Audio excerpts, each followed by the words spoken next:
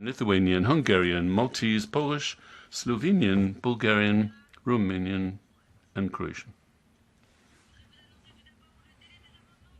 Deadline for amendments are as follows.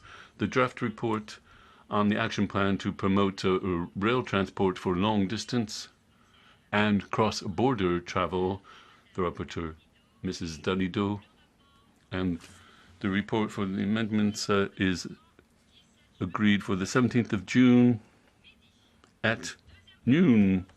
The second draft report on the changes to the 2010, which is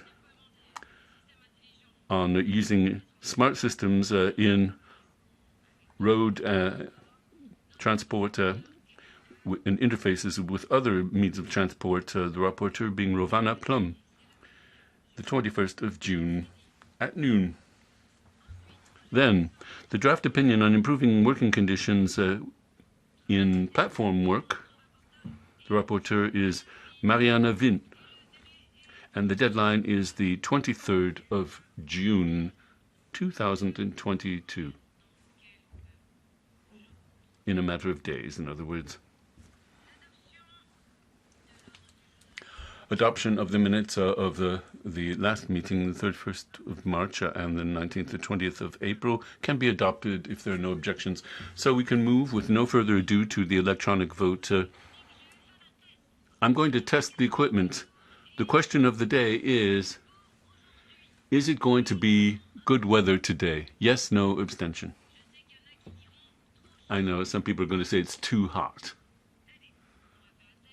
Let's test it out.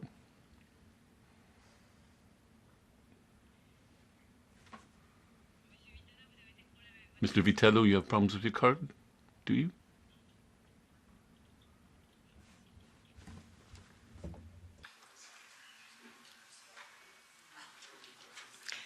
Le vote. Voting is closed.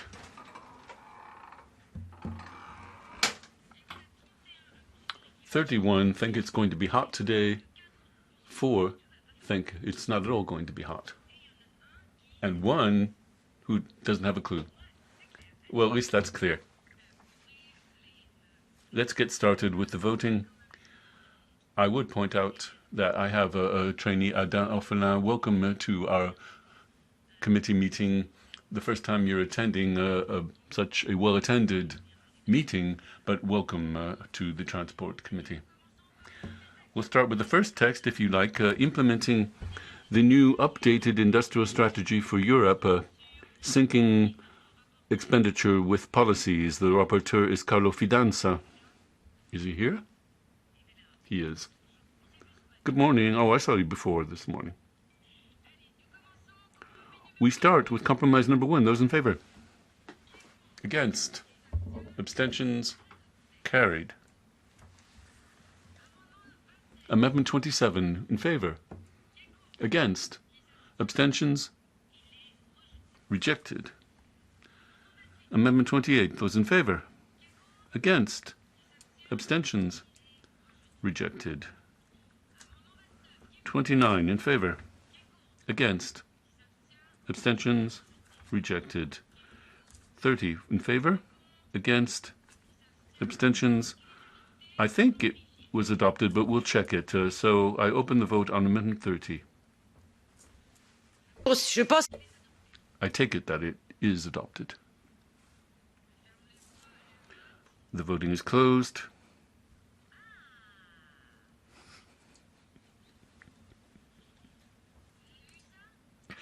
Did you see that? A good thing I checked. And unfortunately, it's lost. 38, those in favor? Against? Abstentions? It's rejected. Compromise 2, in favor? Against? Abstentions? It's carried. We move then to 49, in favor? Against? Abstentions? It's rejected. Compromise 9, those in favor? Against? Abstentions? It's carried. And we move on now to Amendment 51. Those in favor? Against? Abstentions? Rejected. Compromise 3. In favor? Against? abstentions, it's carried. We move straight on then to 72. Those in favor? Against? Abstentions? We're going to check that electronically. Amendment to 72. Tout le monde a voté. Has everyone voted? I close the vote. It's rejected.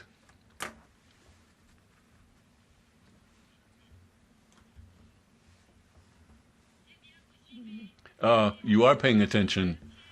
I was just checking if you were paying attention. Very well. Of course it's carried. Your amendment made it. I just wanted to make sure everybody was awake. Moving on, compromise 4. Those in favor? Against? Abstentions? Carried. Amendment 85 in favor? Against? Abstentions? Carried. 86 in favor? Against? Abstentions? Carried. 90 in favor? Against? Abstentions? Carried. Compromise 5 in favor? Against? Abstentions? Carried. Compromise 8. No, 6. Compromise 6. Compromise 6. In favor? Against? Abstentions? Carried. Amendment 106. In favor? Against? Abstentions? That's carried. Who said check? You, Mr. Copini. Well, we'll check it, of course, no problem. Voting is open. Voting is open.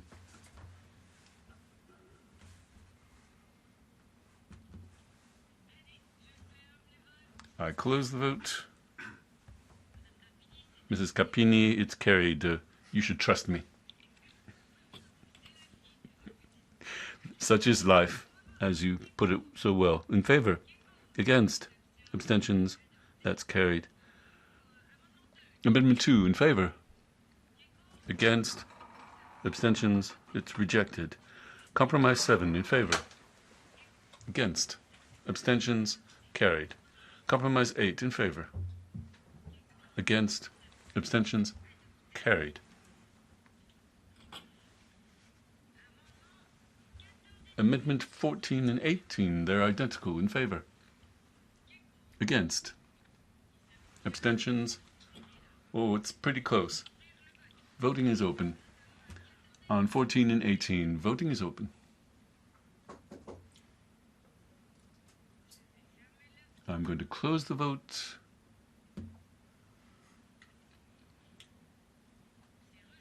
Rejected, unfortunately. Good thing I checked. So we move on. Amendment 15. Those in favor? Against? Abstentions? Carried. 17 in favor? Against? Abstentions? Rejected. Amendment 24 in favor? Against? Abstentions? Not clear. We'll check that. Number 24, please. I open the vote.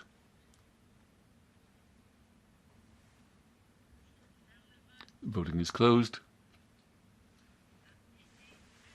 It is carried. 25 in favor.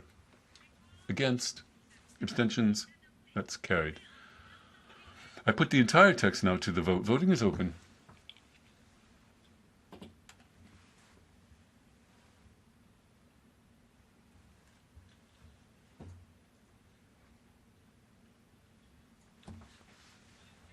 I close the vote. 27 votes in favor, only one abstention. Well done, Mr. Fidanza. The report is adopted.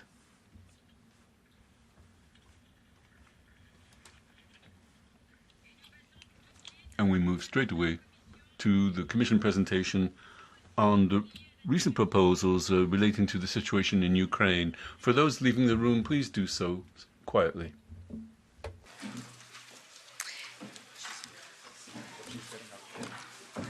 Elle est là? Elle n'est pas encore là? Si elle est là? Elle va venir ici. Ok. Je vais demander à Madame Bertrand, would you please come up to the panel to join us?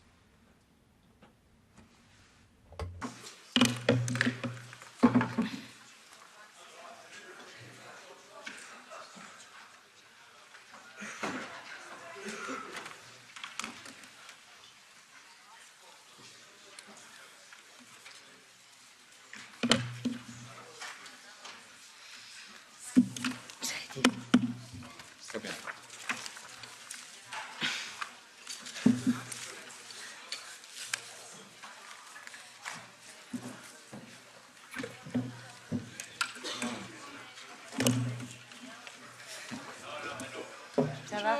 Allez, venez.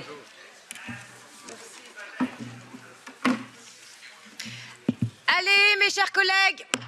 Come on, colleagues. We're starting all over again, and presentation from the Commission on the recent proposals related to the situation in Ukraine. Let me start by welcoming Mrs. Bacon. You're the Deputy Director General of DG Move. Welcome. And thank you for having accepted our invitation. As was the case in our previous meeting, and for the fifth time now, we're unfortunately going to have to discuss on the committee agenda the Russian invasion of Ukraine. The Commission has been very active, doing its best to contribute to the transport and tourism sector facing the consequences of the war in Ukraine. Advisors, hello there. If you want to talk, take it outside. Thank you. We've invited the Commission today to present the many interesting proposals relating to transport and the most recent developments. As you know, things have moved on to two international agreements on tourism and opening negotiations for a goods transport agreement by road between the European Union and Ukraine and Moldova. And on the 12th of May, an action plan to create special transport corridors for wheat from Ukraine, and a signature on the Trans-European Transport Network in Ukraine. And finally, on the 23rd of May, very recently, an emergency plan for transport. So with no further ado, I'll hand over to Mrs. Bacon. You'll be able to get this debate going, and then I'll open the floor for debate with colleagues so that they can ask for more clarifications. Over to you then, and welcome, by the way. Merci, Madame le Président. Thank you, Madam Chairman. To everybody, and thanks for this opportunity to present recent proposals and also our activities. So allow me to start with the Commission's Solidarity Lanes communication.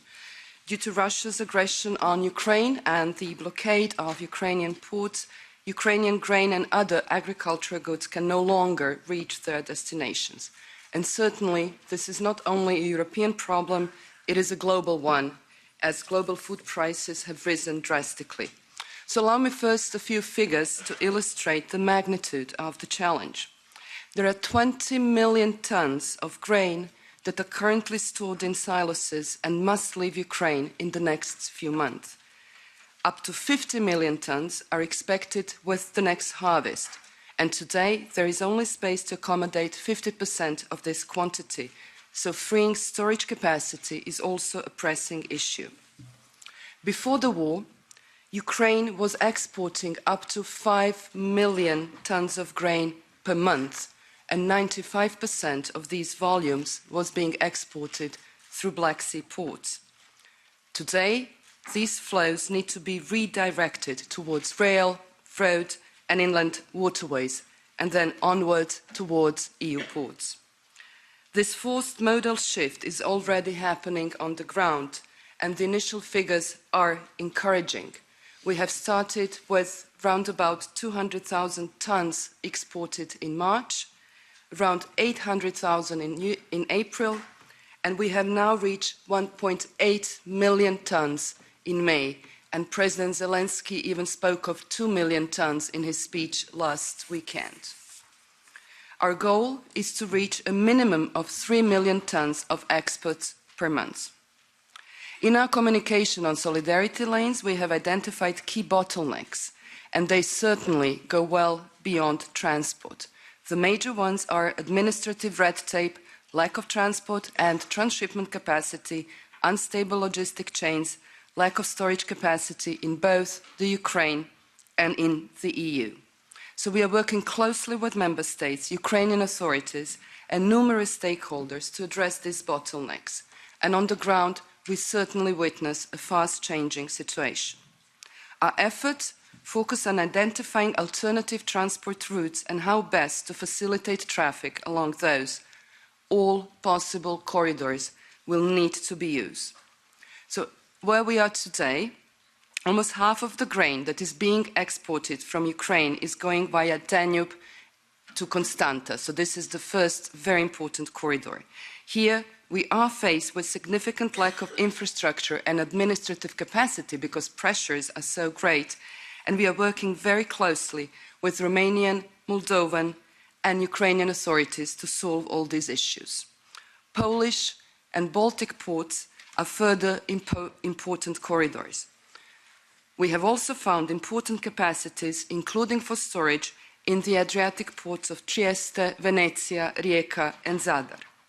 Deutsche Bahn is organizing more and more cargo shipments to German ports, while a first pilot train was sent to the Netherlands. We are also receiving signals of strong interest from the port of Antwerp, as well as from the French Atlantic ports and even some Spanish ports.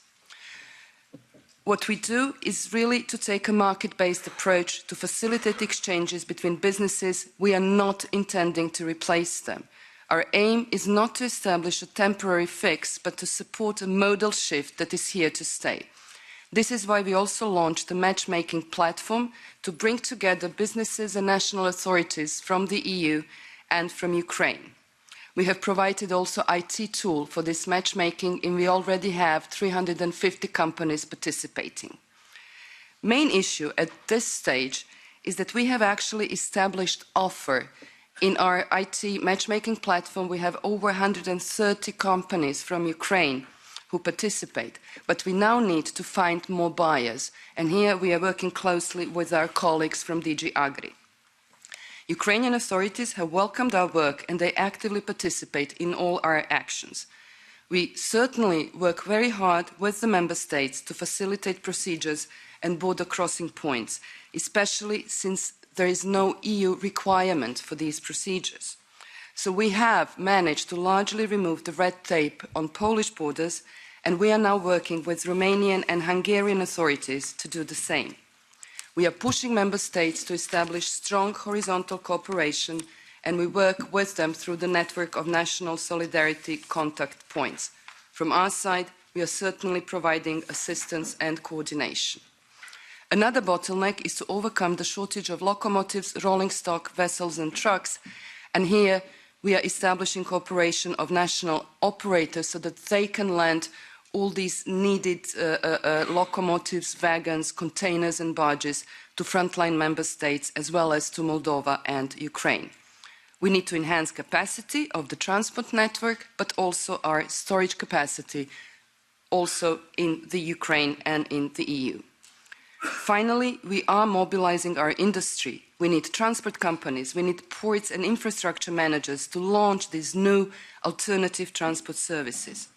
To conclude this short overview of the solidarity lanes, allow me to emphasize that they are not only the expression of European solidarity. Our goal is to rescue a crucial sector of the Ukrainian economy and to integrate Ukraine into Europe and into our TEN-T network.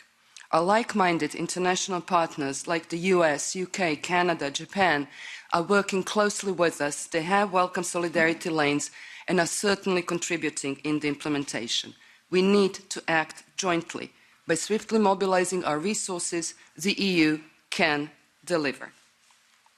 So I'd now like to turn to the extension of the TEN-T to neighboring countries, and the key objective here is to ensure interoperable and multimodal network with our immediate neighbours and to focus on EU's financial support.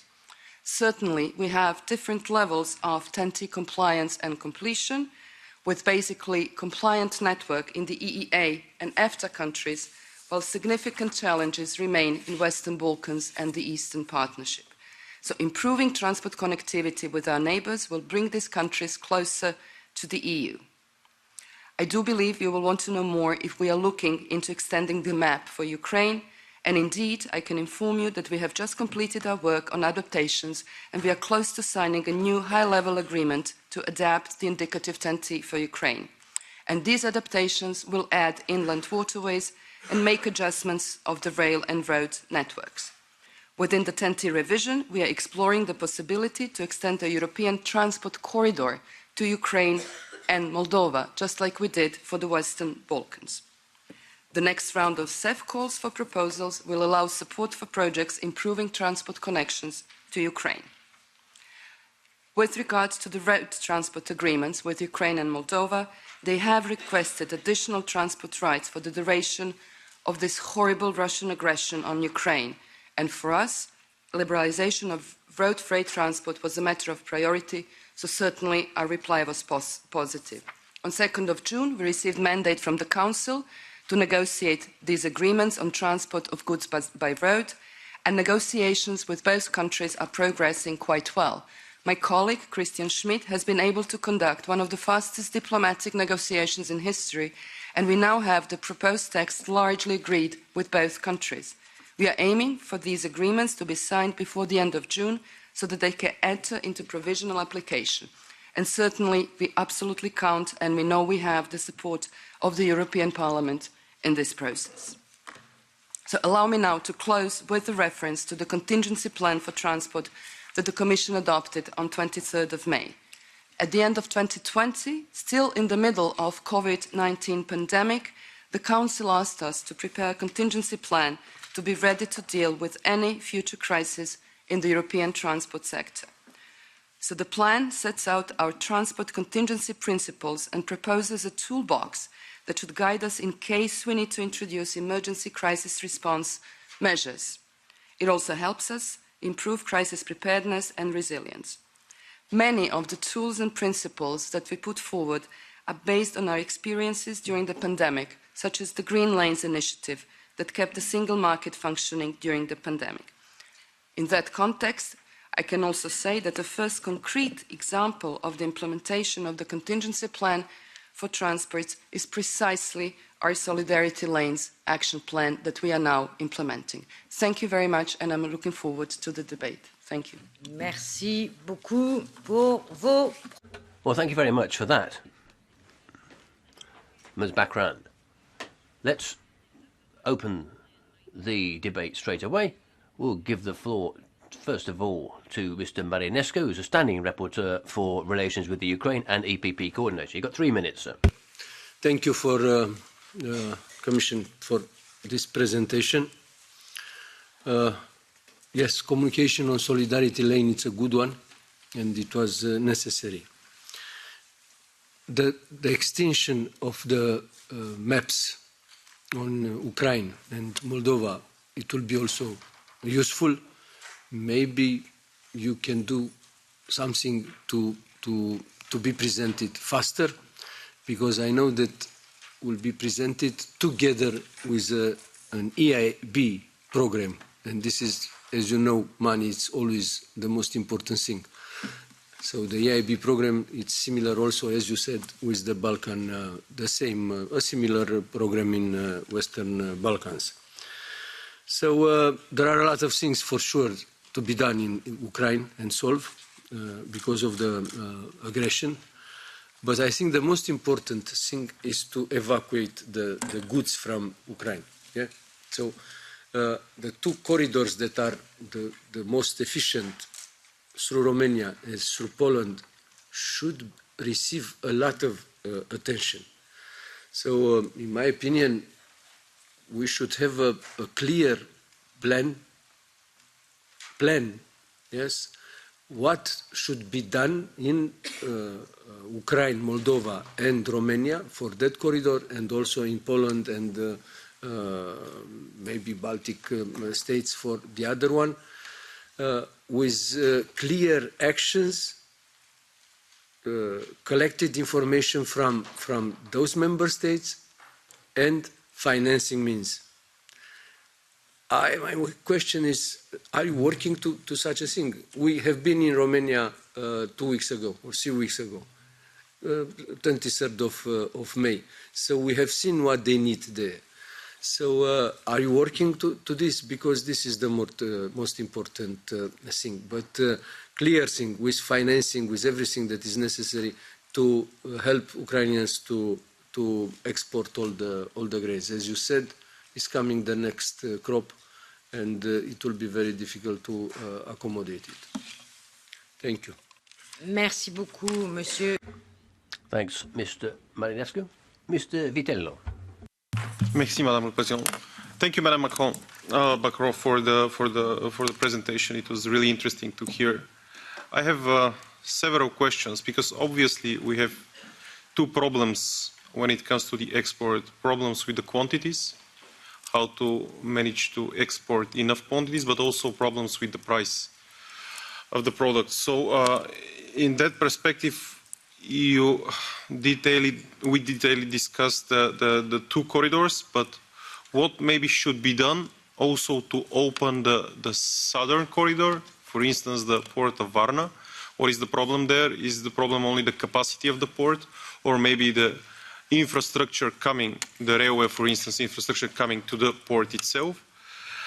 And also, when it comes to, because I told you that we have issues with the prices, we know that a lot of countries from Northern Africa rely on the Russian and Ukrainian grain, more than 85, 90, 95%. Countries like Egypt, like Tunisia, where the local governments are even subsidizing the bread there. So what is the Commission doing in order to reduce the price of the export, because the export price is basically fundamental part of the price of the product? And do you envisage any measures in order to pressure Russia, for instance, to deblock the ports of the port of Odessa, for instance? Thank you. Merci beaucoup, Monsieur. Thank you, Mr. Vitanov. Who's going to speak for Renew? Monsieur Riquet, Madame Bilbao. Ms. Bilbao, Mr. Riquet. Madame Bilbao, vous voulez prendre la parole? Ms. Bilbao? Well, I didn't ask for the floor, but I'll just say thank you to the Commission representative, Madam Chairman, because I think the efforts that they're making to come up with an immediate solution and the toolbox they're building for the future are very impressive. And I think that they really are commensurate with the importance of the situation. I'd just like to thank the Commission. Okay, said the Chairman. Thank you. Mr. Cuff, you've got 2 minutes, sir.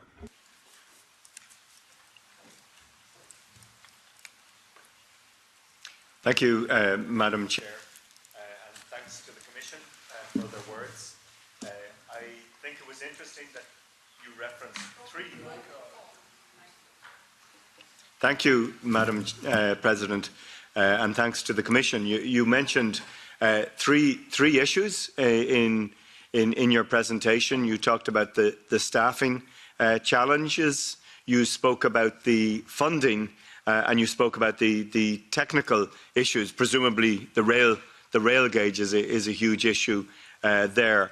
But perhaps you could expand on the funding issues and tease out what precise funds we can provide from the European Union to assist with the repair and improvement of the transport infrastructure in Ukraine and between the Ukraine and the European Union. Tease out what we're doing on that and where we go from here.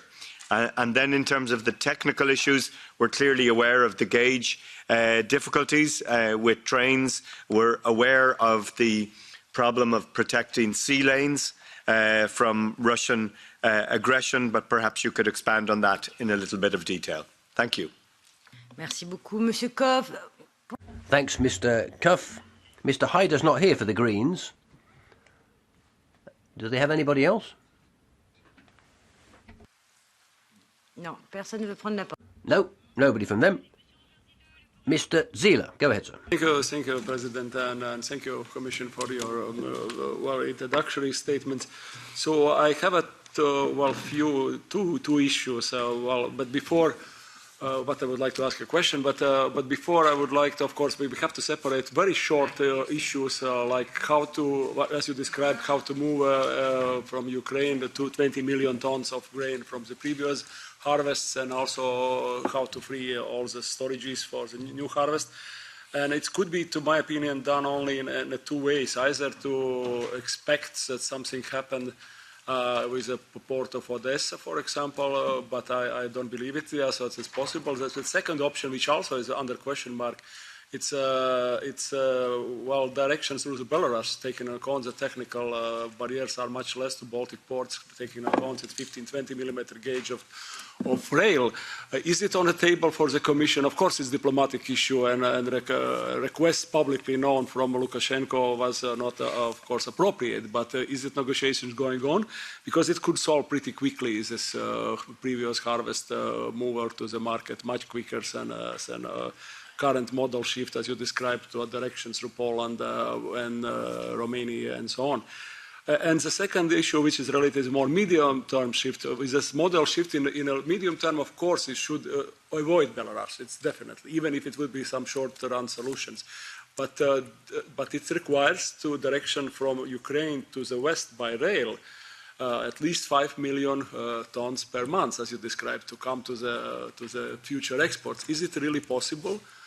In a medium run, I mean, for the new harvest for the market for next winter and so on. So is it possible or not? So thank you. Merci beaucoup, Monsieur Robert Zillo. Thank you, Mr. Zila. Ms. Kundura, 2 minutes. Thanks very much, Madam Chairman.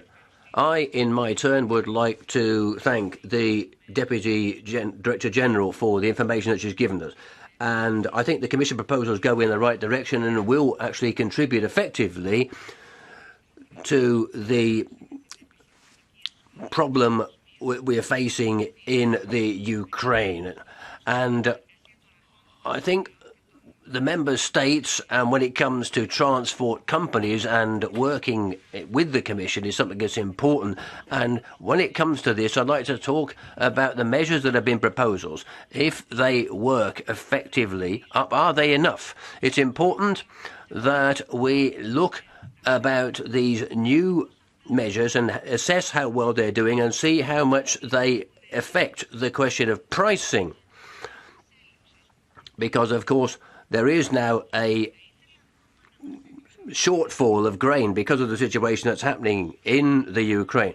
So it's important that we look at the possibility of other harbours over and above Romania and Bulgaria, which looks like they've reached their limits. I was thinking possibly some other Baltic ones, even Greek ports. So there's also the possibility of countries in Africa who are already in a very serious situation as far as food supply is concerned. So have you borne in mind the needs of states in Africa as well? Thank you very much. Merci beaucoup, les coordinateurs. Thanks very much. That's the end of the coordinators list. Ms.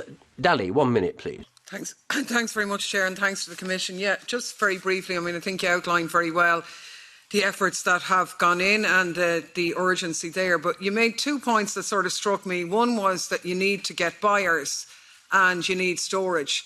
And in the context of the points made by Peter about the global food crisis now and the fact that there are predicted as of yesterday from the UN that by the end of the summer 350,000 Somali children will die of famine.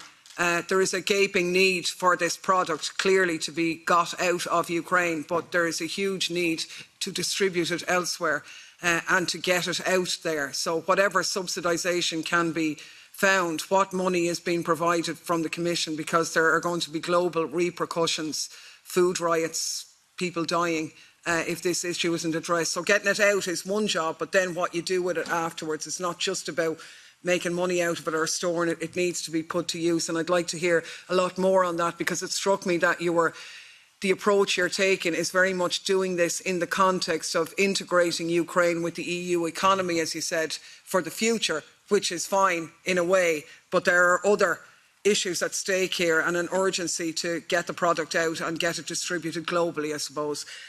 Secondly, it's just the 10T expansion, and they're very interesting points, but in terms of the integration of the Western Balkans and a funding stream for that, I mean, I'm thinking of, obviously, there are huge problems with the 10T project on the other side of the continent, if you like, and the need to integrate our transport network within our existing member states. So how is that funded in terms of the new versus the existing members? Is there a separate funding stream on that? And then just lastly, in fairness, the Commission have been praising the transport operators for their response, and they have been great. But is there any longer-term lessons on this, given the staffing crisis and the need to integrate refugees in the transport network, not just ones from Ukraine, but all of the ones who are here who haven't been allowed to work from Afghanistan, Syria and so on, that presumably we could look at integrating some of those into the transport network economy as well? Thanks.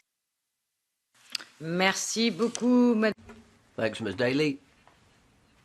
Ms. Novak. Hvala za besedo. Hvala tudi gospe, ki je predstavila. Thank you, Madam Chairman. I too would like to thank the Commission representative. And we're seeing all the Commission's doing to try to sort out the problems in the Ukraine. Obviously, it's vital that these problems be addressed if we want to deal with the issue of hunger in the world. When it comes to transport and transport networks, there's a working plan, a work programme that you've put in to try to respond to the crisis. But I do have a couple of questions. First of all, we hear a lot about the destruction of machinery for harvesting, and it's said that this year's harvest will be particularly bad because of that. What's the situation there? Secondly, there's going to be an autumn harvest as well. Because of the is the conflict going to impact negatively, adversely on that as well? Also, you mentioned road transport. Now, it's true that we are stressing road transport, but perhaps rail or transport should be mentioned as well, or even river transport. But what's going to happen, obviously, in the future? Because it's not just this year that these issues are going to arise. So how are you going to be organising rail or road transport in the future? Thank you. Mr. Ferrol, 1 minute, please. Grazie, Presidente. Io ringrazio la Commissione. Thank you, Chairman. I just thank the Commission for their presentation. What we need is a powerful proposal so we can start trying to re-establish peace. But obviously our first duty is that Ukraine, an agriculture country, doesn't stop its production. And it's good to have these ideas of solidarity that allow the Ukraine to receive and export the requisite foodstuffs. And when it comes to the question of fuel, don't forget the prices have risen to almost unbearable levels, not just because of the war, but because of shameful speculation. So Europe really needs to do something about this distortion of prices, which are affecting ordinary people and SMEs, and not to mention farmers and fishermen. We're one of the biggest producers of energy in the world, and we need to make our presence felt when it comes and put a ceiling on fuel prices. Thanks very much. Merci à vous. Madame Lucas. Thank you. Ms. Lukaszewska, 1 minute. Thank you very much, Madam Chair. Thank you very much for all the information that was presented. They're all very important for me because I live very close to the border with Ukraine, and I can see and hear what problems they are faced with. There have been many questions put and comments made. I have one question. As the EU, do we want to be somehow an intermediary in the transport of grain from Ukraine and store it for God knows how long. We all know that storage conditions need to meet certain requirements. Or are certain institutions going to replace somehow the Ukrainian government in exporting grain to the countries where it was sent beforehand? For instance, Africa. Ukraine is the world's second grain exporter. I think it's also a very significant part of the Ukrainian economy. Ukraine today not only needs money, but also machinery. So are we going to concentrate on the export of grain per se, or are we going to ensure that it reaches those countries that it ought to reach? Thank you very much. Merci. Thank you. Ms. Bakran, we see there's many questions for you. So you have 10 minutes or so to give us an overview, some of answers to all of those questions. You have the floor. Thank you. Thank you very much. Indeed, thank you very much, honourable members of the European Parliament, for expressing support, solidarity, and certainly interest in what we are doing. So allow me to try to address your questions.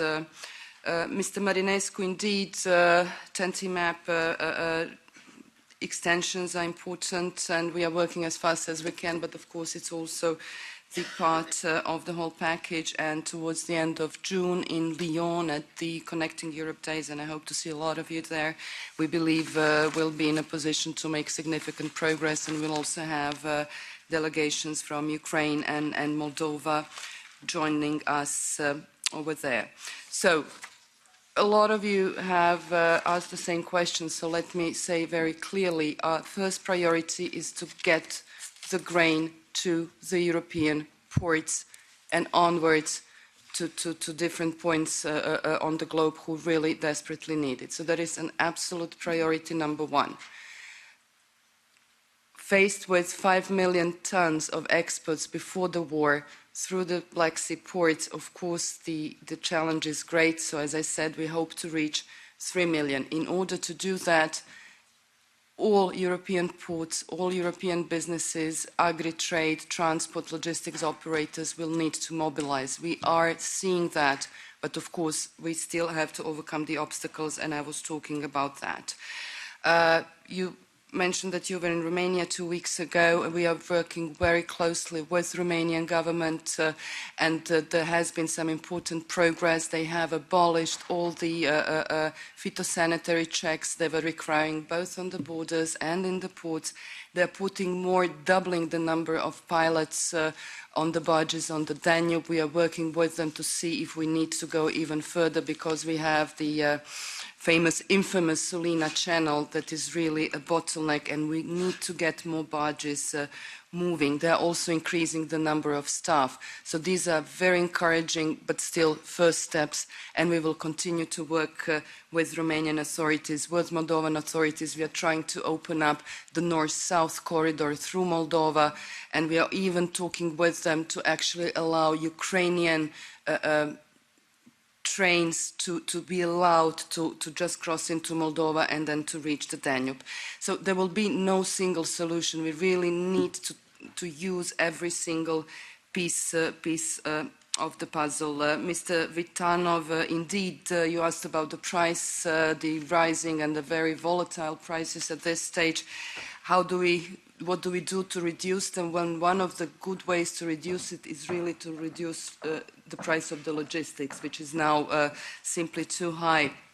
You mentioned Varna as well. Certainly, I had a call with the Varna port authorities. We are pushing them. If you can help us, push them a little bit, because we are still lacking some replies from colleagues in Varna, with certainly important storage facility and transshipment facility there. On several of you asked about the blockade of the Black Sea ports. I will not go into that. This is certainly a UN-led process, and we are definitely following closely whether there will be any results here. What precise funds we have to provide for some immediate short-term infrastructure improvements? I believe it was Mr. Cuff who asked this. We have really mobilized within the Commission. I'm in close contact with colleagues in DG Enlargement, in DG Regio. They are ready to come in with really some short-term interventions, but what we lack at this moment, and we are working with the authorities on the ground, is really concrete projects to improve the capacity, for example, of the Sulina port, of the Constanza port, or with the Polish authorities and others to improve capacity of the border crossing points, of the land border crossing points. So we are really pushing to get these concrete projects, and then we can mobilize the remaining EU funding, certainly from the cohesion envelope. Madam Zile, you asked about short-term and long-term issues. Indeed, the Solidarity Lane communication talks about short-term actions. I talked a lot about them, but there's also medium and long-term, and they certainly deal with increasing connectivity, but also with the view of reconstruction of Ukraine. On Belarus route, it's not on the table for us. We are actually looking into innovative solutions. It will be difficult, even though there's by now 7 pilot trains from Ukrainian border via Poland to Lithuania to Klaipėda, a port with significant capacity.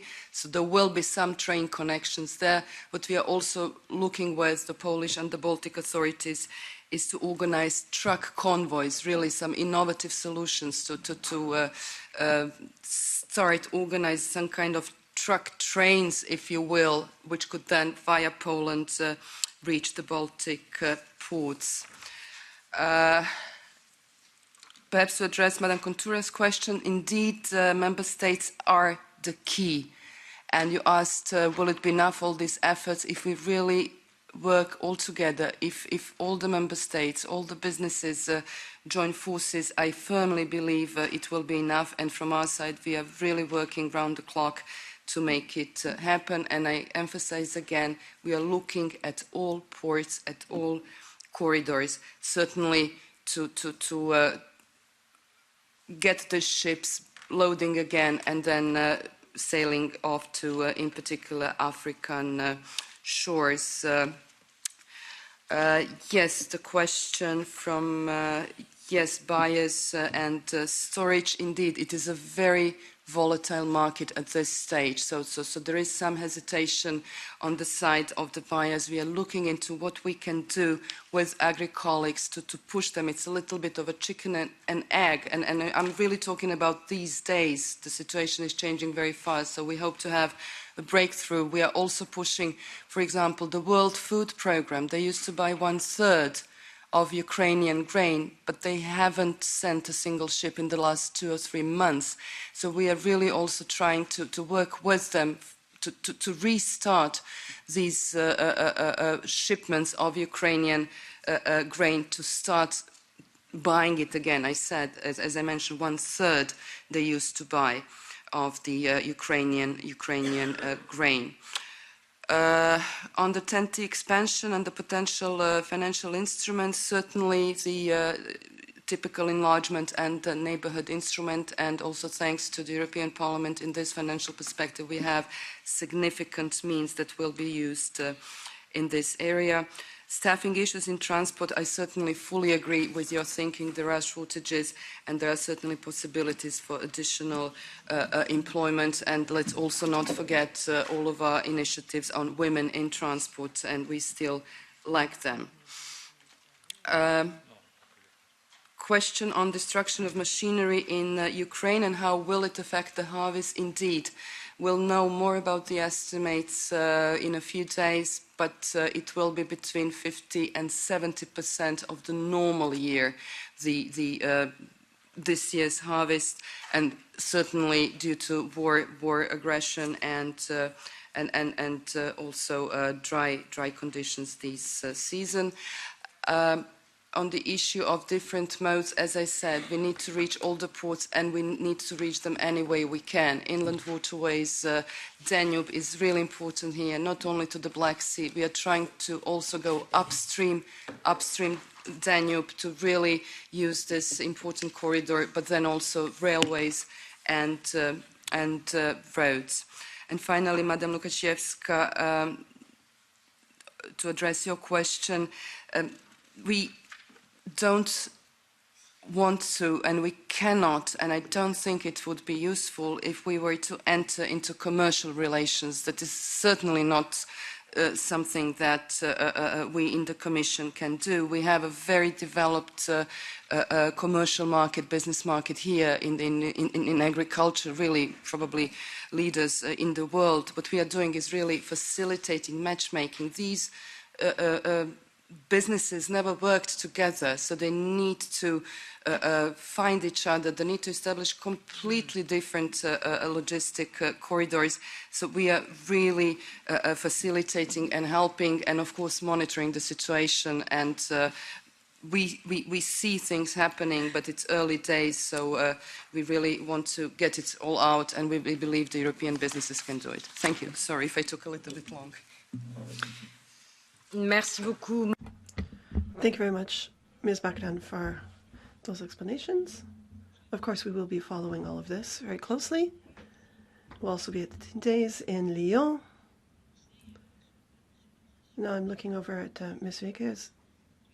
Respect to work that we'll be starting on the two other projects here with respect to this new partnership that we'll be having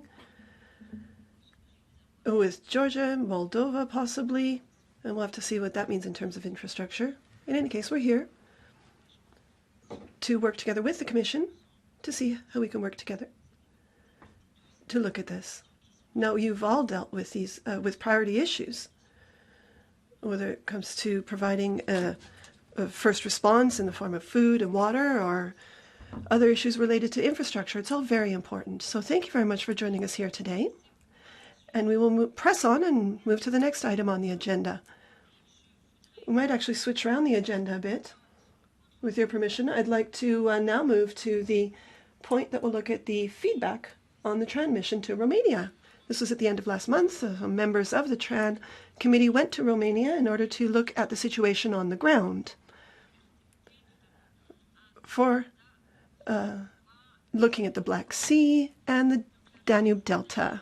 Now, the cross-border region with Romania and Moldova, Ukraine, is an important region. Now we look forward to receiving this feedback on the mission, hearing about its objectives and whether these objectives were met. For all of that, we have Mr. Marinescu with us, 3 or 4 minutes, to update us on the mission. You have the floor. Thank you, Chair. Thank you also for moving ahead this point. So,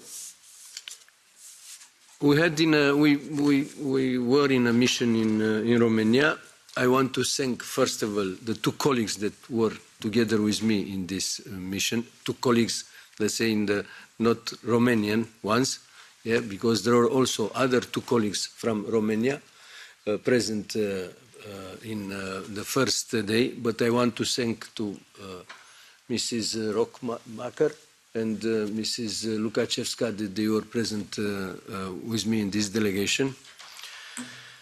I don't understand why there is not a lot of appetite, let's say, to go in delegations. I was also in Madeira with 3 members, so again, I don't think that for the TRAN committee this is very good.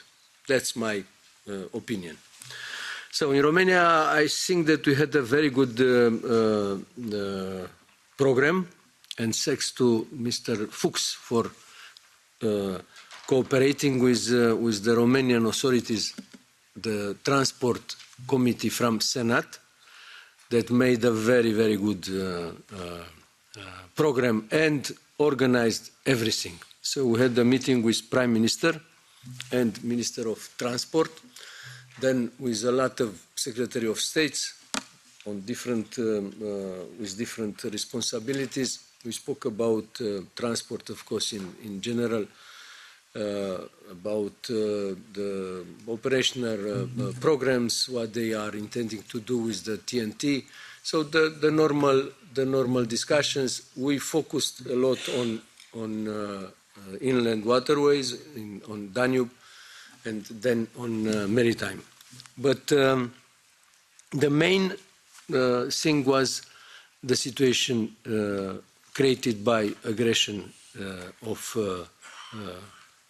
in Ukraine, Russian aggression in Ukraine. So we visited Constanța. We saw what they need to speed up the transfer of the grains to the ships, and they need things there. We visited also Tulcea. We spoke about Danube Delta, of course, because we are also tourism committee. But we visited the two cross borders with one with Ukraine in Isaccea and the other one with Republic of Moldova in Giurgiulești, but which is 6 kilometers from Ukraine. So we saw exactly what is going on there. I transferred this information already informally to the Commission, but they need some very clear, not recommendations, but clear, I don't know how to say, orders, let's say. This is a little bit exaggerated from the Commission, because the main problems there are the papers, first of all, the origin of the goods, because it's not clear who is where from the goods, and they have big problems with this. And then also the checks that the Commission sent a letter, but it was not, it was just a recommendation. The phytosanitary said that was solved. I don't think that it was solved for the moment. There is another thing that could help a lot there. There is a railway, 10 kilometers railway of large gauge from Ukraine directly to Galați port on Danube. So trains could, Ukrainian trains could go directly in the port, but this section must be refurbished, and the Romanian authorities didn't move very fast. I don't know what is the situation there, but I think that it will help a lot to transfer this. As you have seen, Mrs. Bakran didn't answer to my question. I asked her if the Commission is working to a plan including financing, because this is the most important for these corridors, how to solve it, but she didn't answer clearly what if they are working or not. In my opinion, this should be done. So the delegation, the mission in Romania, I think that accomplished the targets very well. And I recommend if TRAN committee will go next time in Romania to organize that mission also with the committee from Senate, Transport committee from Senate, because they did everything very, very well. Thank you. Merci beaucoup, Monsieur. Thank you, Mr. Marinescu. Mr. Lukaczewski, I'll give you the floor. Dziękuję bardzo, Pani Przewodnicząca. Miałam zaszczyt. Thank you very much, Madam Chair. I had the honour to be there with the TRAN delegation. Marian very rightly referred to what we dealt with, but I would like to thank him because he was a magnificent chair of the delegation, a perfect guide. The meetings were of the highest quality. Very rarely do we get an opportunity to meet with the Prime Minister, and we met with the Prime Minister, ministers, representatives of transport committees from both chambers of the Parliament in Constanța at the port. We very recently referred to it, we talked about how we could provide assistance and transport grain from Ukraine as fast as possible and do away with red tape. This was something that many people mentioned. If, for instance, phytosanitary requirements were easier, EU requirements were easier, things would be much faster. I really wish more of us would have come. It's a magnificent opportunity to get to know countries of Eastern Europe. A lot has been achieved, and it really is worth admiring what has been achieved. So I'm really, really very happy that I could be part of that delegation. So I would like to thank once again Marian for it. Thank you. Merci. Thank you. Over to you. Mrs. Capini, 1 minute, you have the floor. Voiam să îi răspund în felul acesta și colegului Marinescu că... Thank you. To answer Mr. Marinescu's point in the following way, you announced that there would be a delegation in France before one in Romania. But I signed up for that delegation, for that mission in France. But then afterwards you said it's the Romanian delegation. Of course, I would have liked to have participated on the mission in Romania. But during the French delegation trip, we learned a lot of important things. We visited car parks, of security cars, and we talked to the general prosecutor following the assassination of the Romanian who was killed in a car park. And the Commission and colleagues who participated on the trip, I'm very familiar with the situation in Transport and Sulina.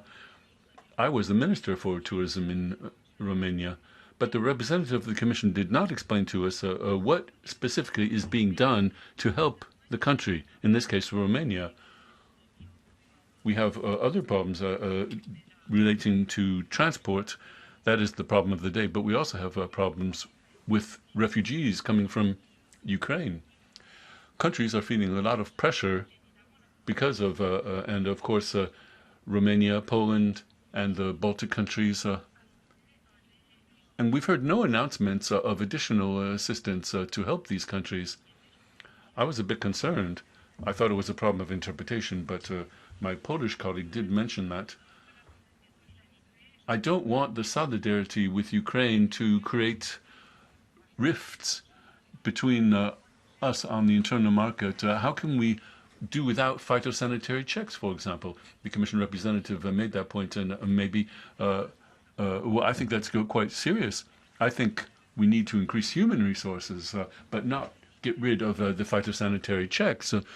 We shouldn't simplify beyond a certain aspect. And also another problem, you asked a question that, well, I asked a question that I didn't get an answer to.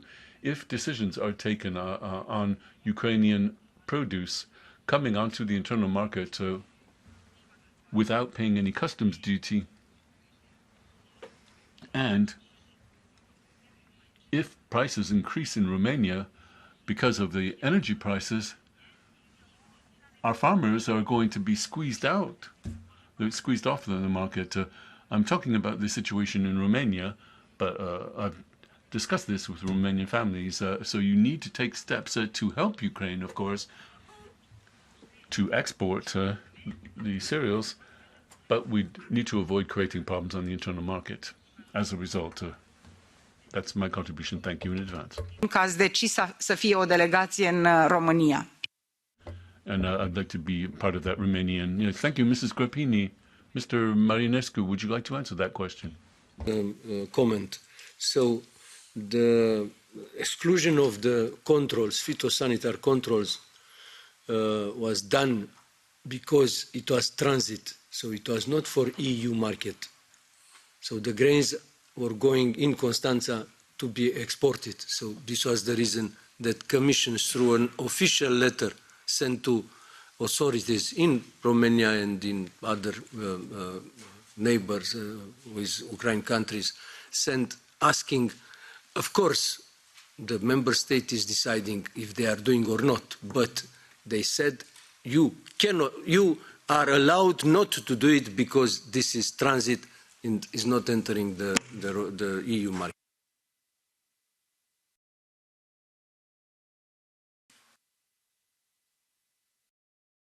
Merci beaucoup, Monsieur.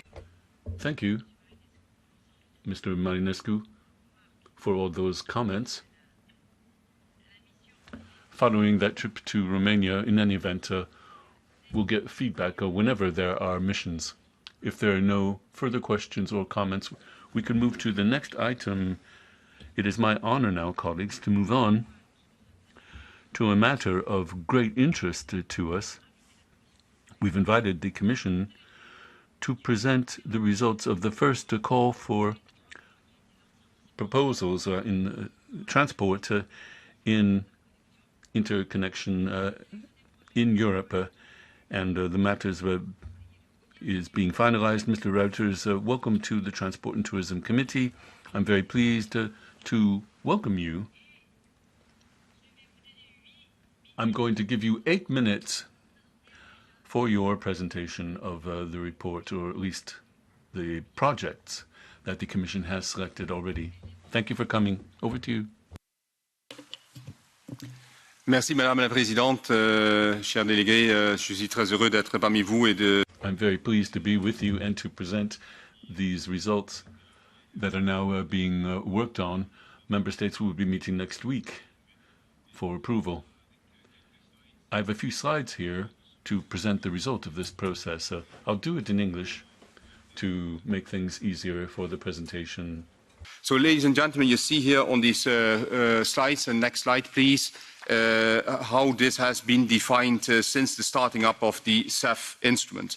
It has been adopted last year, here with the help of the European Parliament in co-decision, in trilogues, and we have a budget that amounts to 25.8 billion euros, which is split in 3 envelopes, as you can see in the first pie part, a general envelope, a cohesion envelope, and military mobility envelope that is newly established.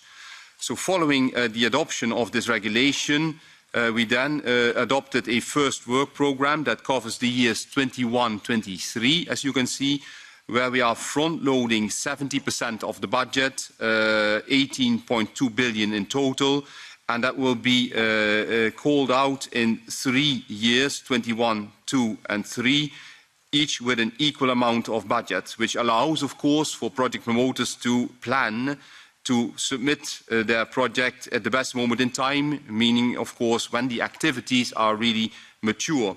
And so last year we launched 3 calls in September, one for AFIF, the Alternative Fuel Infrastructure Facility, so for alternative fuels, a first military mobility call, and then, of course, the regular calls. And the military mobility call, as you will remember, has been accelerated. I have been presenting the results already here to you when we had a debate on military mobility in particular. The evaluation is not yet finalized. I just indicated to you we are still going to the Member States Committee, and therefore it's a pleasure to be here with you today and present the results first to the European Parliament. Next slide, please. So if we look at bit more into the details, you can see here the results for the general envelope that we have in place, because we have 2, general and a cohesion. And in the general envelope, we had 5 different calls. We had 317 projects submitted for a total of 8.2 billion, whereas the budget, as you can see in the middle column, was only 2.4 billion.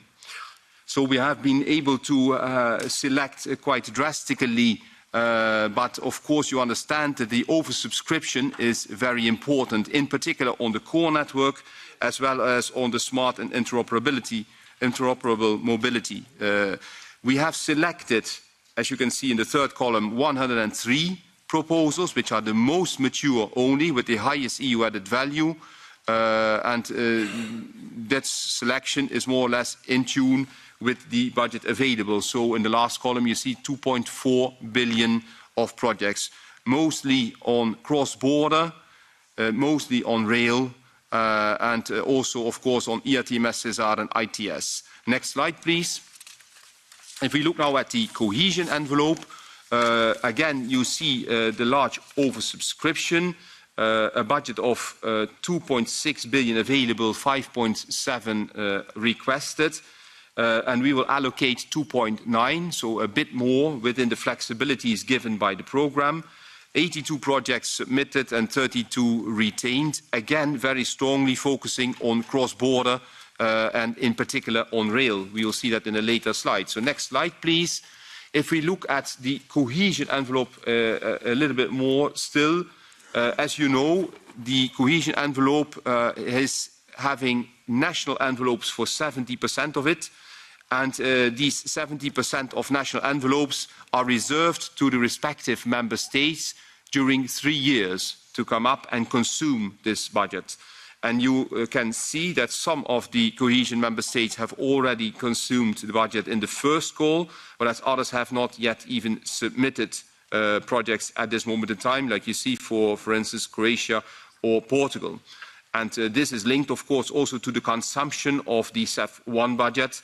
I think it is a graph which shows you that the maturity in the first of the 3 calls that we allow for the 7% is giving already quite a substantive filling in of this envelope. Next slide, please.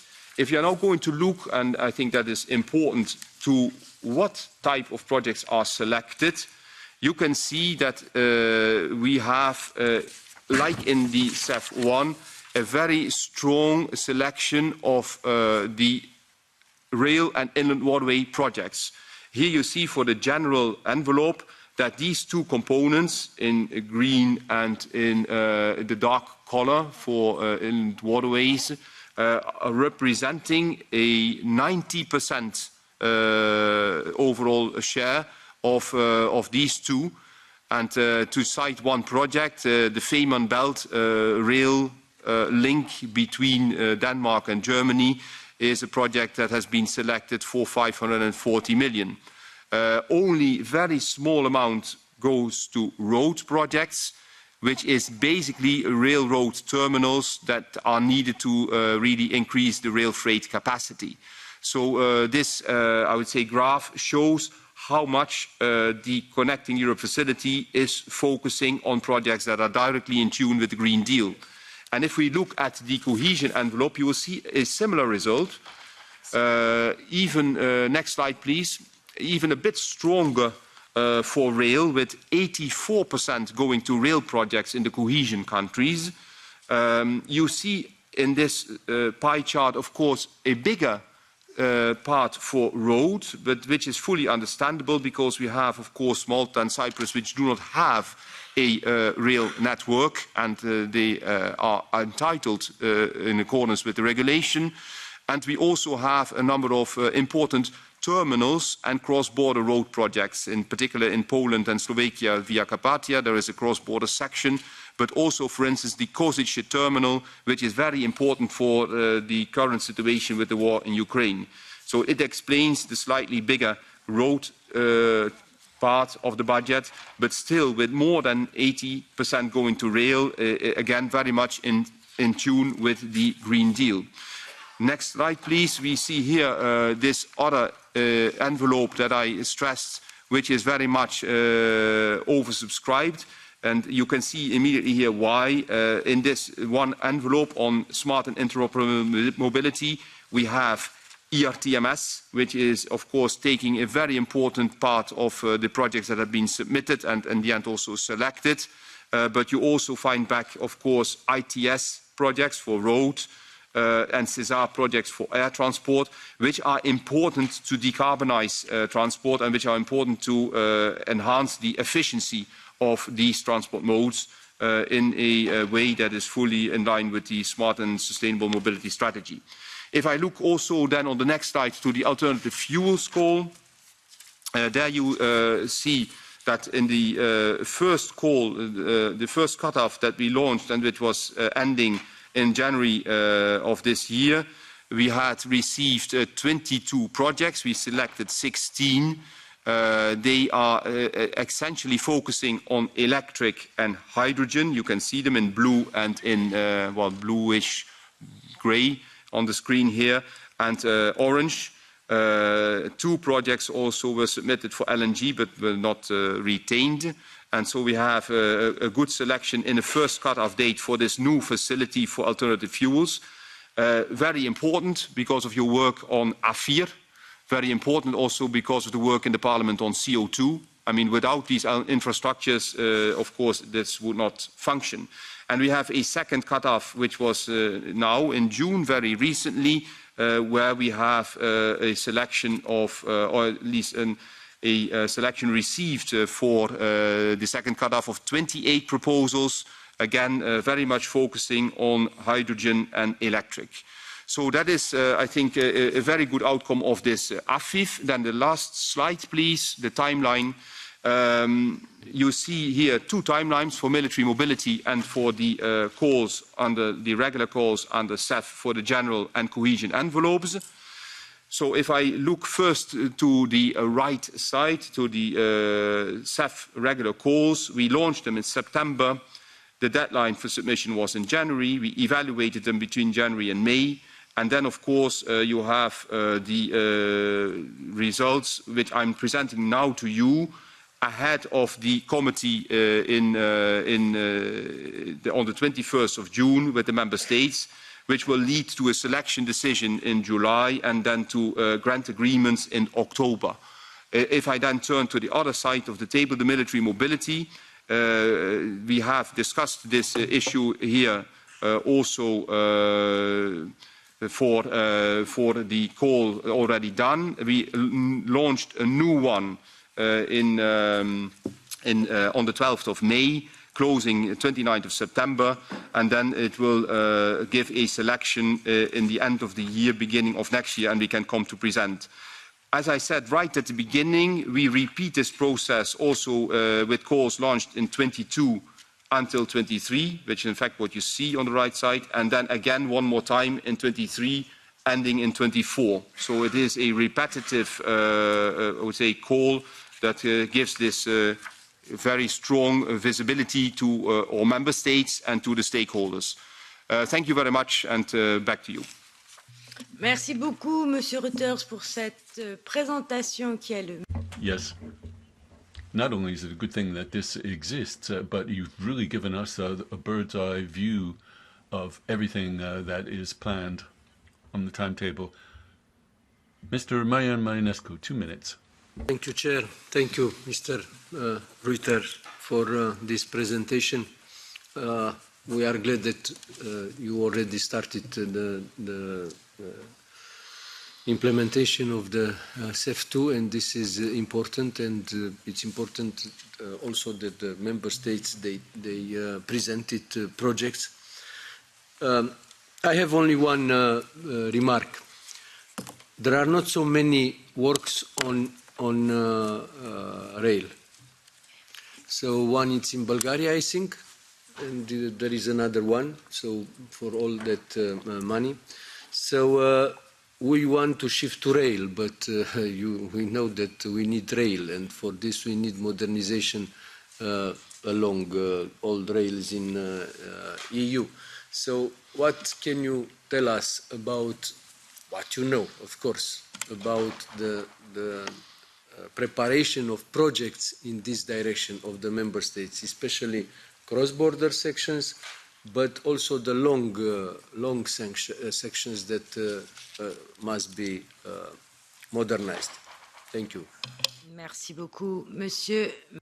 Thank you, Mr. Marinescu. Mr. Vitanov.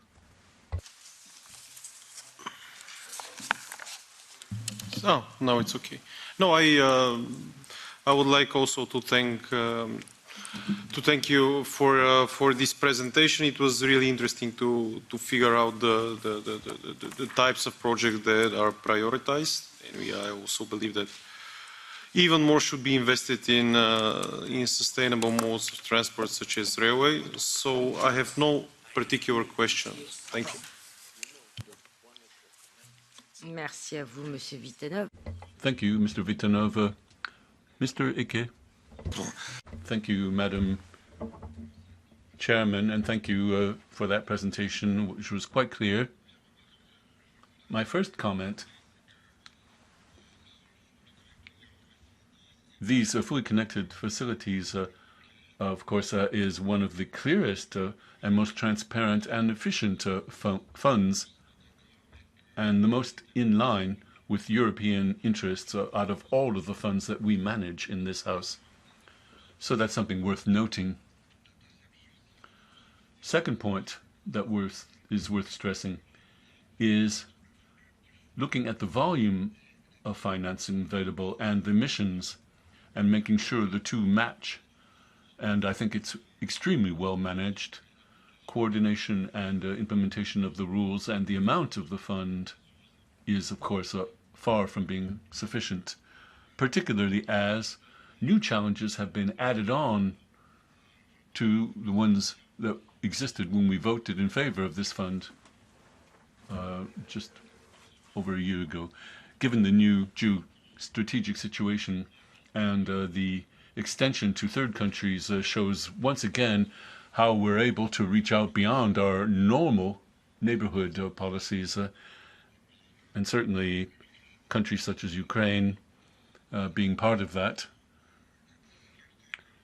And secondly, the difficulty that we have to organize mobility for civilians and the military mobility, which had been highlighted as a priority, but now the greater topical interest, 1.6 billion, where we can see how the restrictions have been unfortunate. So the question, just one, but it's a toughie.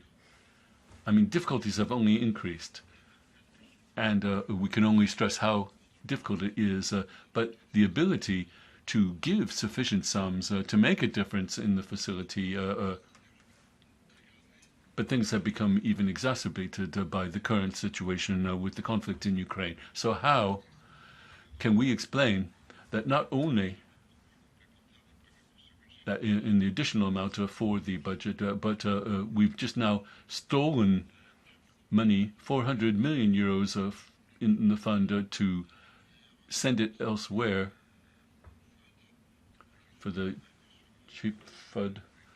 Well, I know there are problems with semiconductors, but to take money away from this fund, given the situation we're going through, and to siphon it off, I'm flabbergasted. So when it comes to the financing that we need, how is it possible that you go looking for 4 million euros in precisely this fund? Merci beaucoup, Monsieur Riquet. Thank you, Mr. Riquet. Mr. Cuff. Thank you, Chair. And good to see such a significant investment in rail infrastructure, particularly in the cohesion funds, and I'm very enthused about this.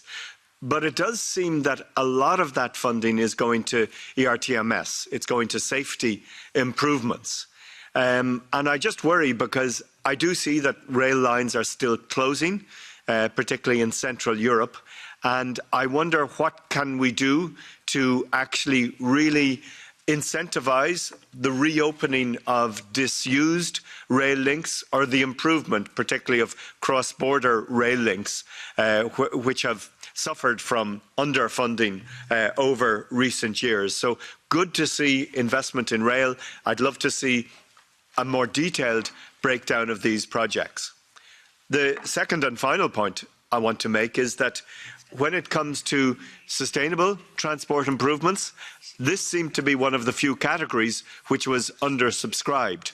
So I wonder what we can do to encourage member states to fully utilise funding that is available for sustainable mobility. It often seems to be the poor relation when it comes to funding and investment, and perhaps we need a concerted effort to ensure that at a European Union level, a member state, and even regional and local government, that the information is out there and that authorities feel that they can apply and that they're given the right information in order to apply, because I think it would be very important that we fully utilise this funding. So thanks to the Commission for their presentation. Good to see rail getting significant funding, but what can we do to really push the boat out, particularly on sustainable transport measures? Merci beaucoup, Monsieur Koch. Thanks, Mr. Kopf. Ms. Kundura, please. Thanks very much, Madam Chairman. I, too, would like to thank the Commission for their presentation. It's clear that the mechanism connecting Europe, the CEF, is something that's going to be a very useful financial tool for the development of infrastructure in Europe. It's very satisfactory that railways are continuing to get a lion's share of the money in the present financial period. And the list of works that are going to be financed from the 2021 budget is very interesting. However, I'd like to look at the idea of sustainable multimodal mobility and the cohesion aspects of it. It's part, of course, of our priorities when it comes to Fit for 55, but also it's the energy costs, which, of course, have already reached very high levels because of the war. It makes a negative impression that there's very little money that's been committed for works in this category. Only 42 million for the main envelope and nothing for the cohesion envelope. Could you give us some information about the works that have been selected and also the indicative envelope on the other financing? Thank you. Merci beaucoup, Madame. Thanks very much, Ms. Kundura. Merci, Madam Chair, and also from my side, thank you to Mr. Reuters for the presentation. It's good to hear that cross-border projects have such a focus inside the CEF program. I have three very small questions. The first is, when it comes to the cohesion envelope, you showed us a list of funded projects, and in the area of sustainable and multimodal mobility, there was a 0 in the line on your slide. It would be good to hear why there were no funded projects. And you showed us some selected projects to smart and interoperable mobility, and there was one line which says new tech. And I'm very interested to hear about what does new tech mean in that sense. And the last question is the new facility for alternative fuels. You showed us some numbers about electrification and hydrogen, and if it's possible to answer, my question is which member states or neighboring member states filed projects for hydrogen? Thanks a lot. Merci beaucoup, Madame. Thank Ms. Tyler. Ms. Bilbao for 2 minutes, please. Thanks, Madam Chairman. Thanks to Mr. Reuters for his comments. Mobility, of course, has to be the thing that will be a real game changer in Europe, as it has in other parts of the world. And we have different challenges, of course. COVID, the Ukraine, the sustainable digital transition. We're endeavouring to respond to all of these challenges, and I think everybody agrees now that there just isn't enough money to deal with all of these matters simultaneously. But thanks very much for the explanations that you've given us. There's one thing that I thought was very good that I'll single out. The TENs. I think there's a lot of concern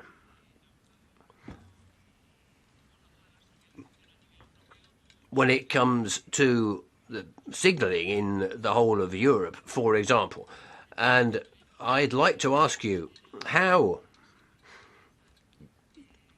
it's going to be possible to combine the Connecting Europe Facility funding and those which have also been used in other countries under Next Generation EU to deal with the financing here.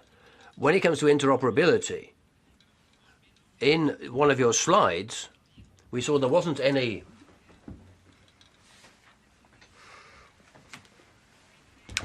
Can you give us some information on that? So, ERTMS and that.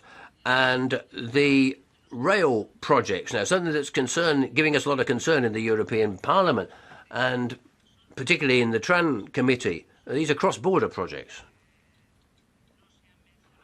There's no mention of them from your good self, and there's nothing in the slides. We'd be quite worried if none of them make it into the project. I couldn't see a single reference to cross-border areas, because that's the areas where the bottlenecks occur, the traffic coming to a complete halt. I read somewhere that it's 1% of Europe's GDP because of hold-ups at borders.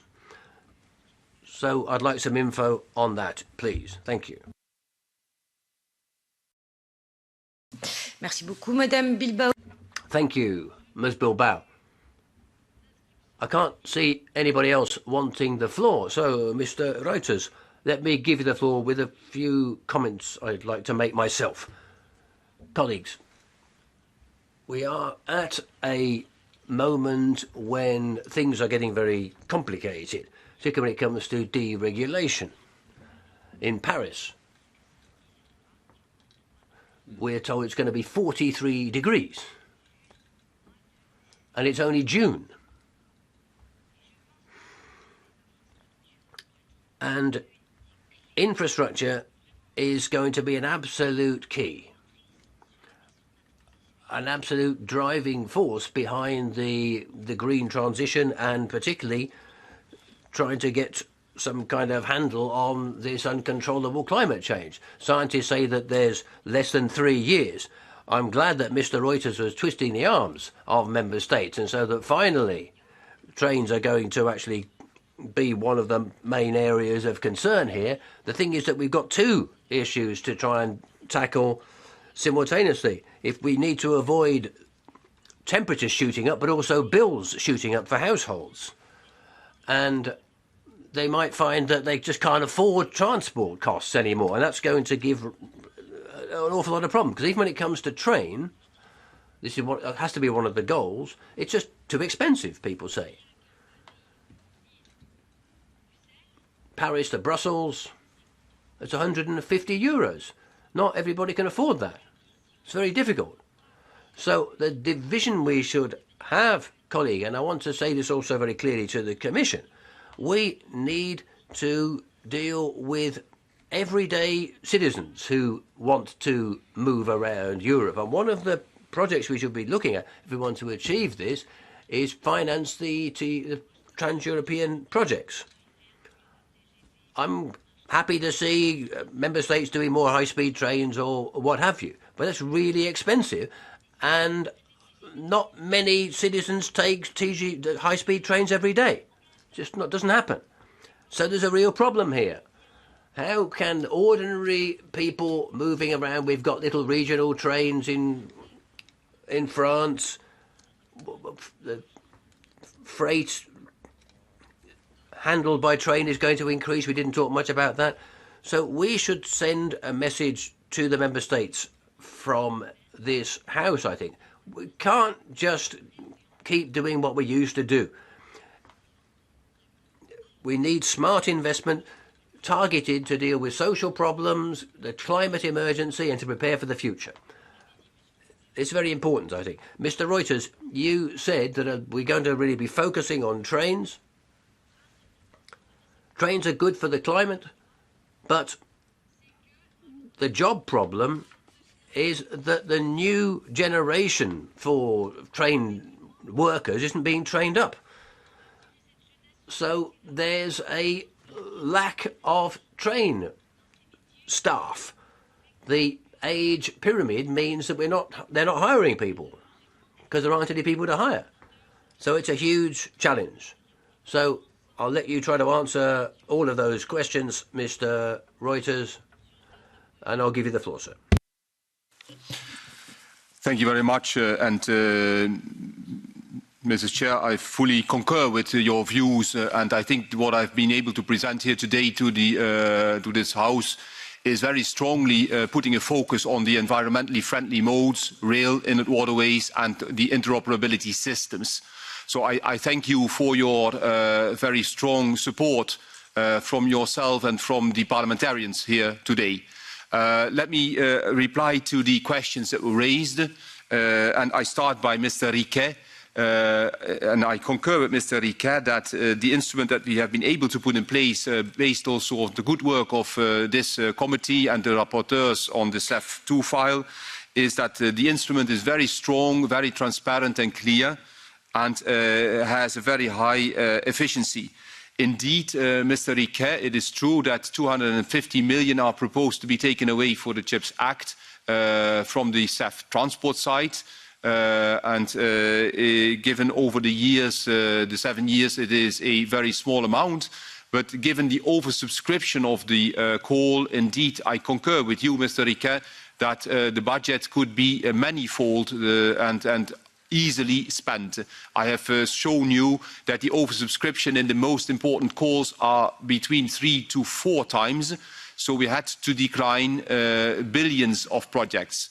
And of course, we hope that they will come back, some of them in a very mature way in the second and third call. But I do not hide here in this room that there will be a shortage of money in view of all the investments that need to be done. We are really targeting those monies, as you could see, both for the cohesion and the general envelopes on rail, inlet waterways and interoperable systems. Mr. Marinescu asked, will there also be cross-border and big projects coming? Yes, for sure, because we have a very detailed planning based on the work of the coordinators that have been heard by this House and of all the corridors. And so we know exactly which projects are in the pipeline and will be expected. Nevertheless, they are in competition with each other, and only the most mature and the most excellent ones will be retained, as you could see. So I think, Mr. Riquet, we have quite a lot of work for the future to make sure that we have a strong TEN-T and then a strong CEF 3 and 4. We have to plan on the long run. Mr. Kufer asked, of course, to have a more detailed breakdown, which will be happily given to this House also after the approval by the Member States. There was several questions by 3 parliamentarians on this priority on sustainable and multimodal mobility. I have to say, and want to be very clear, that of course all the projects that we are selecting are on sustainable and on multimodal in a way that they are focusing on rail, inlet waterways, ports. But this particular priority, where we had very small budgets, is focusing on urban interconnections. And that priority is, for the moment, relatively small. We hope it will be increased after the revision of the TEN-T, where the Commission is proposing to reinforce the urban dimension. And so I expect that we will continue to focus on cross-border rail, inlet waterways and interoperable systems, and that the sustainable and multimodal mobility, which in fact is the heading for urban sustainable mobility, would be coming stronger after the revision of the TEN-T. With regard to the questions by several also parliamentarians on the interoperable envelope, which I presented also to some detail, of course a lot of money goes into ERTMS, and I clearly heard several parliamentarians, also Mrs. Bilbao, on the need for doing so and for also her concern that this will be done in a coherent way across the network. You also asked this small project on interoperability, which is in fact focusing on data interoperability coming from notably rail. Then we have a new tech project that was asked by Mrs. Thaler. In fact, this project is a digital capacity for rail, an action that we need in order to digitalize the capacity management and the slot allocation management, which is really important to digitalize rail. And then, of course, Mrs. Thaler, you also asked to have a split, notably with regard to hydrogen, which are the member states that are asking in the AFIF call. We see a rapid increase in the AFIF call, both sectors, electric and hydrogen. and it is spreading across the territory in a quite nice way, so not being limited only to, let's say, the countries that are already quite advanced, Germany, the Benelux, France, Austria, but also going to cohesion countries now very clearly in the last developments. But we are still going to work, of course, on the basis of AFIR being adopted by this House and the work of Mr. Ertug as a rapporteur with his shadows in order to increase also that envelope. I think that I have replied to most of the questions. We, of course, remain available, Mrs. Chair, for any questions also over the coming months and years to work with the House to strengthen the CEF implementation as much as we can jointly. Thank you very much. Merci beaucoup. Thank you very much, Mr. Reuters. If there are no more questions, well, we'll have the pleasure of seeing you again in Lyon, Mr. Reuters, for the 10T days there, where we'll have the opportunity to exchange views again. Colleagues,